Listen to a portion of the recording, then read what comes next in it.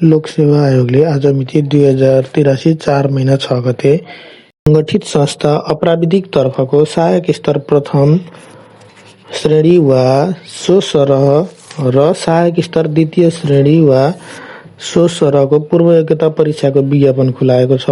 Level 4 र level 5 को pre test vacancy हो यो। न्यूनतम योग्यता लेभल 5 को लागि +2 पास, लेभल 4 को लागि एसई वा एसएलसी पास। दरखास्त दस्तुर भनेको लेभल 5 को लागि 300, लेभल 4 को लागि 200।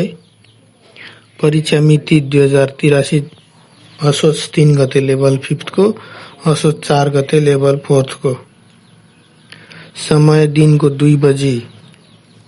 परीक्षाको किसिम भनेको वस्तुगत परिचय। अनि दरखास्त दिने अन्तिम मिति भनेको सिंगल दस्तुरमा 2083 4 महिना 26 गते साउन 26 गते, डबल दस्तुरको लागि 5 महिना 2 गते भदौ 2 गते।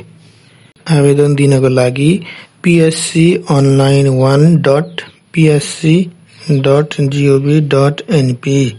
थप जानकारीको लागि लोकसेवाको वेबसाइट www.psc.gov.np मा गएर सूचना पढ्न सक्नुहुनेछ। यदि तपाईहरू फर्म कसरी भर्ने भन्ने बारेमा जान्न चाहनुहुन्छ भने कमेन्ट मार्फत जानकारी गराउनुहोला।